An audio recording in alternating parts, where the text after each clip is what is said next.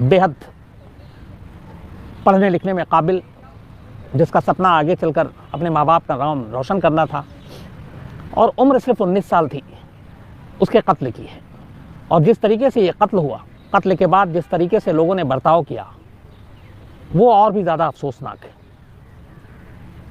Police के हिसाब से अगर लोगों ने मदद की होती और वक्त पे इस लड़की को अस्पताल ले जाया जाता तो शायद उसकी जान बच जाती, लेकिन वो करीब 1.5 से 2 घंटे तक, बल्कि इससे भी ज़्यादा, खून से लथपथ एक हाई राइज बिल्डिंग में पड़ी रही और किसी ने उसकी मदद नहीं की। बाद में जब पुलिस वहाँ पे पहुँचती है, एक महिला जो है वो पुलिस को खबर करती है, जिसने पहली बार उसको देखा, तो पुलिस उसे अस्पताल लेकर गई। डॉक्टरों ने उसे मुर्दा करार दिया, लेकिन डॉक्टरों ने यह भी कहा कि अगर इसे थोड़ा पहले ले आते तो शायद इस लड़की की जान बच सकती थी। कहानी में कई चीज़ें।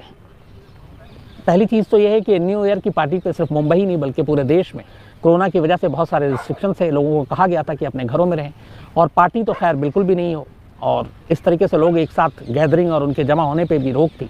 लेकिन इसके बावजूद मुंबई में एक पार्टी होती है न्यू ईयर की, और ऐसी ना मालूम कितनी पार्टियाँ हुई।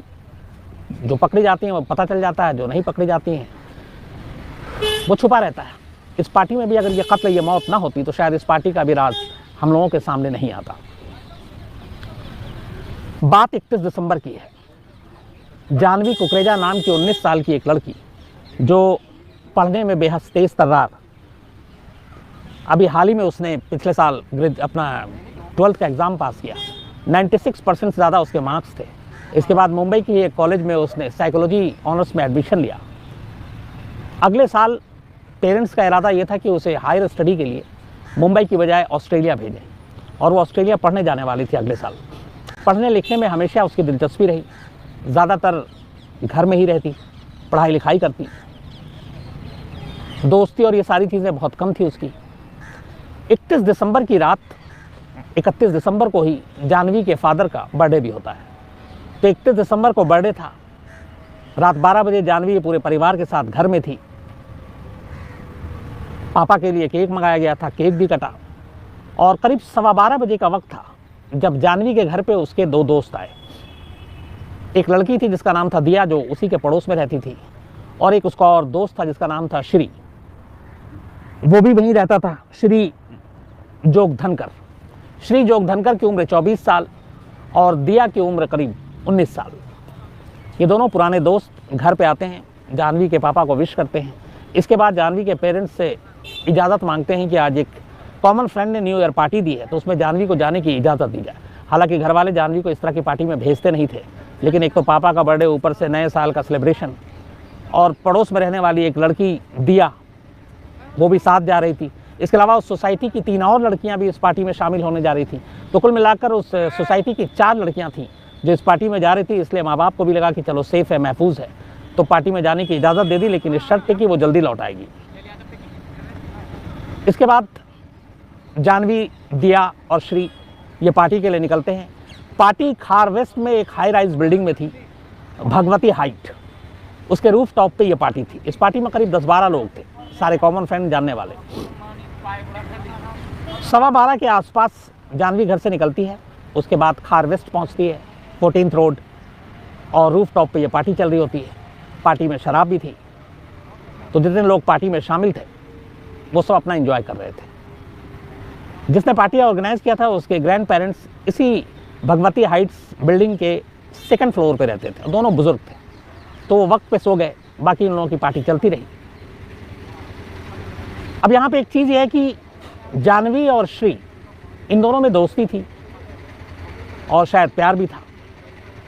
दिया, जो जानवी की पड़ोसी थी, बाकायदा उसकी स्टडी में मदद करती थी, उसके करियर में उसको बताती थी, ब्रीफ करती थी, तो इन लोगों के बीच में भी अच्छी दोस्ती थी लगातार। तो जब पार्टी चली, धीरे धीरे रात ढलती गई, करीब 2:30 बजे का वक्त था जब अचानक सब कुछ बदल जाता है। रूफ टॉप पे एक पानी की टंकी थी। जानवी देखती है कि अचानक श्री गायब हो गया और दिया भी वहाँ पे नहीं है। इसके बाद वो उन्हें तलाश करती है। तलाश करते करते अचानक वो पानी की टंकी के पीछे जाती है। वहाँ पे जाकर देखती है कि श्री और दिया दोनों काफ़ी क्लोज हैं, नज़दीक हैं, और लगभग थोड़े से कॉम्प्रोमाइजिंग पोजीशन में है। ये देखकर जाह्नवी को बहुत गुस्सा आता है, वो उन दोनों को बुरा भला कहती है। इसके बाद उन दोनों में झगड़ा होता है। इस झगड़े के बाद लगभग हाथापाई की भी नौबत आती है। चूँकि रूफटॉप पे और भी बहुत सारे लोग थे, तो फिर हाथापाई के बाद जाह्नवी गुस्से में रूफटॉप से नीचे की तरफ जाती है, शायद वो घर निकलने के लिए, लेकिन श्री और दिया ये उसके पीछे भागते हैं और इसके बाद ऊपर से ही अब इन तीनों के बीच में लड़ाई शुरू हो जाती है। जाह्नवी के बाल को पकड़कर श्री और दिया दोनों ही सीढ़ी की रेलिंग जो स्टील लोहे का होता है उस पर उसका सर पटकते हैं बहुत ज़ोर से, उससे उसको खून बहने लगता है। पलटवार करती है जाह्नवी भी अपने आप को डिफेंड करने के लिए, वो भी उनसे लड़ती है, झगड़ती है। और इस दौरान में वो दोनों उसको पीटते हुए ऊपर से टॉप फ्लोर से लेके नीचे की तरफ आते हैं सीढ़ी के रास्ते। चूँकि रात करीब 2:45-3 बजे का वक्त था, ज़्यादातर लोग सो रहे थे अपार्टमेंट में, और जो बिल्डिंग में लोग रहते हैं आमतौर पे वो सब लिफ्ट का इस्तेमाल करते हैं, तो सीढ़ियों का इस्तेमाल लोग कम करते हैं, तो वहाँ पे कोई चश्मदीद भी नहीं था। लेकिन इस दौरान में ये तीनों एक दूसरे को मारते पीटते, खासतौर पर श्री और दिया जाह्नवी के ऊपर हमला करते हुए उसके बाल पकड़कर उसे बुरी तरह से हर जगह मारते हैं, पीटते हैं, उसके सर को बार बार रेलिंग पे पटकते हैं। और ये करते करते उसको लेकर वो 2nd फ्लोर पे आते हैं। 2nd फ्लोर पे फिर हाथापाई होती है। इसमें दिया को भी चोट लगती है, इसमें श्री को भी चोट लगती है, और इसके बाद उसके सर से बेइंतहा खून बह रहा था। थोड़ी देर के बाद उन्हें लगता है कि शायद अब ये चली जाएगी, या पता नहीं बेहोश हो गई या जिंदा है कि नहीं है। दिया और श्री वापस आते हैं पार्टी में रूफटॉप पे। इस दौरान में इन तीनों के बीच में जब झगड़ा हुआ था तो कुछ जो चूँकि कॉमन फ्रेंड थे उन्होंने देखा भी कि लड़ाई हुई है। फिर उसके बाद उन्होंने जाह्नवी को नीचे की तरफ जाते हुए देखा तो उन्हें लगा कि वो गुस्से में चली गई है। फिर ये दोनों भी पीछे गए, लेकिन फिर ये दोनों वापस आते हैं। इस दौरान में श्री के कपड़े फटे होते हैं, दिया को भी चोट आती है, वो ऊपर आते हैं। उसके बाद फिर उसी अपार्टमेंट में कुछ उनके जानने वाले थे जो पार्टी होस्ट किया, तो दिया उनके पास जाती है, उसे चोट लगी थी, उसे हॉस्पिटल भेज दिया जाता है। श्री भी फिर वहाँ से निकल जाता है और वो एक दूसरे साइन हॉस्पिटल में जाता है, वहाँ वो अपने चोट का इलाज कराता है। पार्टी करीब चलती रहती है 4 साढ़े 4 बजे तक। इधर किसी तरह घिसटते विसटते हुए जाह्नवी अब ग्राउंड फ्लोर पे पहुंच जाती है, और ग्राउंड फ्लोर पे वो बेहोशी की हालत में पड़ी हुई है। लगातार उसके सर से खून बह रहा है। खून के धब्बे तो ऊपर से लेके नीचे तक हर फ्लोर पे थे, उस स्टेयरकेस पे, उस सीढ़ी पे जिससे उसके सर को टकराया गया था, और लगातार हर फ्लोर पे खून के कहीं ना कहीं कुछ धब्बे ज़रूर थे। सबसे ज़्यादा ब्लड के स्टेन जो थे वो 2nd फ्लोर पे थे। इसके बाद ग्राउंड फ्लोर पे जहाँ आकर जाह्नवी गिरी पड़ी थी। करीब 2-2.5 घंटे बीत जाते हैं। इस दौरान में 5 बजे का वक्त होता है। एक बुजुर्ग औरत जो इसी बिल्डिंग में रहती है वो उठती हैं, उनका काम था सुबह सुबह वो उठ जाती थी थोड़ा वॉक करने के लिए, तो वो अपने कुत्ते के साथ टहलने के लिए निकलती हैं। इसको पहली बार कॉल किया जाता है। पुलिस वहाँ पहुँचती है। पुलिस जाह्नवी को जिस हालत में देखती है, इसके बाद वो ऊपर की तरफ देखती है। पहली नज़र में ऐसा लगा कि शायद जाह्नवी ऊपर से या तो गिर गई, या उसे धक्का दिया गया, या शायद किसी और वजह से एक्सीडेंटल वो ऊपर से नीचे गिर गई हो और इस वजह से उसे चोट आई है। पुलिस फ़ौरन उसे लेकर अस्पताल पहुंचती है, सरकारी अस्पताल नज़दीक के। लेकिन जब डॉक्टर देखते हैं तो उनको बता देते हैं कि ये ब्रॉड डेड है, मतलब अब ये ज़िंदा नहीं है।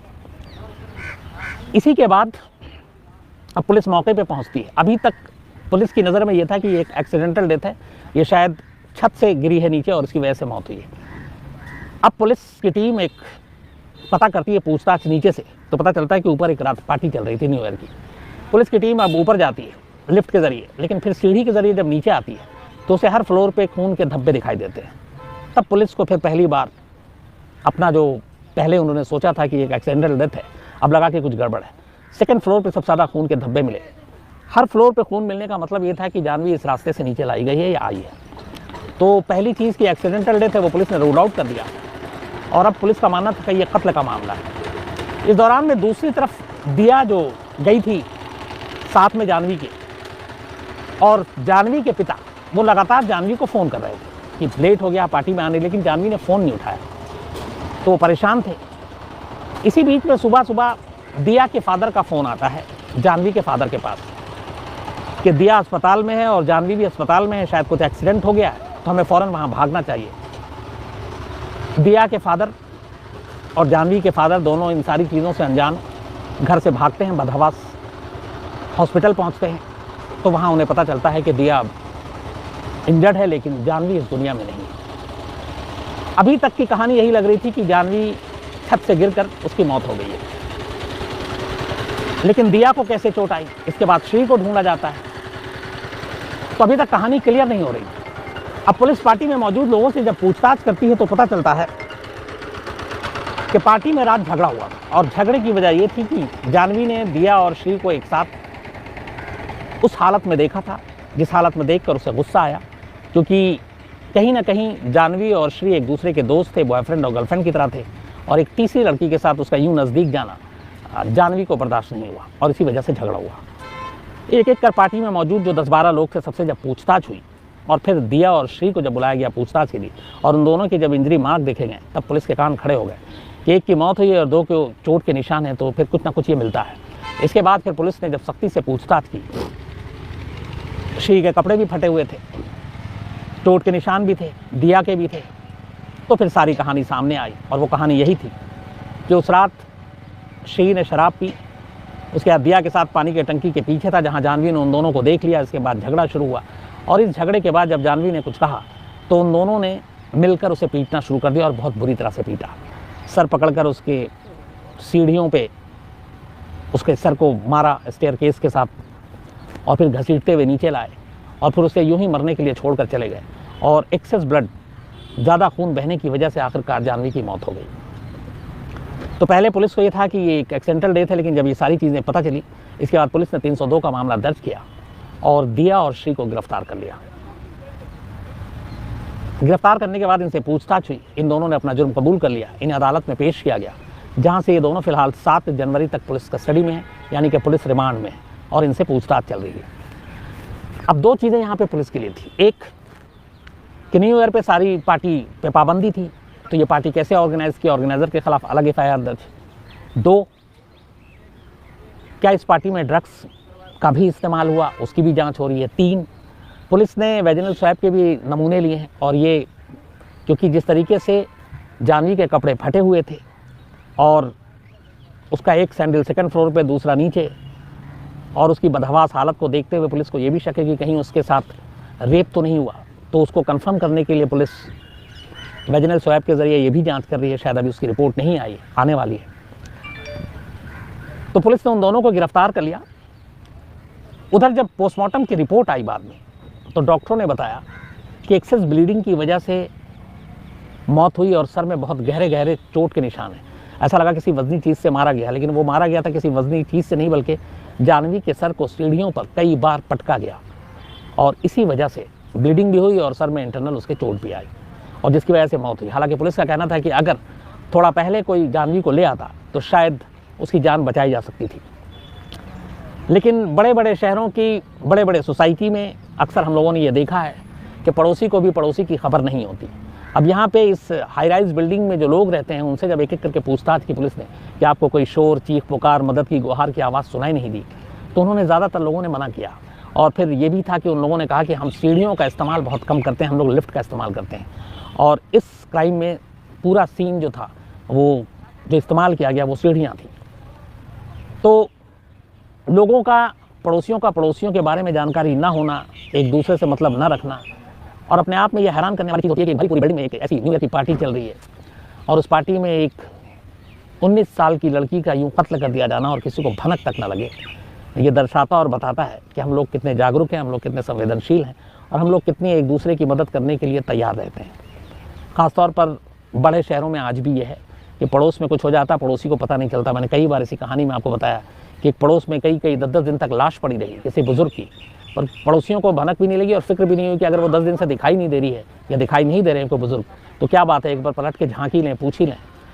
या दिखाई नहीं दे रहे हैं कोई बुजुर्ग, तो क्या बात है, एक बार पलट के झांकी लें, पूछ ही लें। लेकिन कोई इतनी तकलीफ़ नहीं उठाता है। मुंबई में ही एक ऐसे ही बुजुर्ग की मौत हुई थी, और उनकी लाश करीब 1-1.5 महीने बाद घर से मिली थी। जब पड़ोसियों को बदबू आई, तब उन्हें लगा पहली बार कि अरे इस घर में दिखाई नहीं दे रहा। और वो भी उस बदबू से पहले उस बुजुर्ग महिला का इकलौता बेटा जो यूएस में रहता था, उसकी माँ से जब बात नहीं हो रही थी, फ़ोन नहीं उठा रही थी, तब उसने पड़ोसी को फ़ोन किया कि थोड़ा मेरी माँ की खैरियत जाकर देख लो, फ़ोन नहीं उठा रही हैं। लेकिन तब भी किसी ने ध्यान नहीं दिया। वो तो जब बदबू आई, तो चूँकि पड़ोसियों को तकलीफ़ होती है कि हम जिस माहौल में, जिस जगह पर रह रहे हैं, वहाँ ऐसी बदबू बर्दाश्त नहीं है, तो ऐसी बदबू ही कई ऐसे सारे राज का खुलासा कर चुकी है, लेकिन जीते जी कोई किसी की मदद करने के लिए आगे नहीं आता है। तो यहाँ पे भी ऐसी हुआ, अगर कोई जाह्नवी की मदद कर देता उस रात, या उस पार्टी में मौजूद जो लोग थे वही बीच बचाव करके वही सुलह सफाई कर देते, तो शायद एक इस तरह की काबिल लड़की जिसका करियर उसके माँ बाप के हिसाब से बहुत ही उज्जवल था, अगले साल ऑस्ट्रेलिया जा रही थी पढ़ने के लिए, साइकोलॉजी में वो कुछ करके दिखाना चाहती थी, लेकिन वक्त से पहले उसकी ज़िंदगी चली गई। और वो 2 लड़के और लड़कियां जो उनकी दोस्त थी, एक तो पड़ोसी थी उसके साथ, उन्हीं लोगों ने उसकी जान ले ली।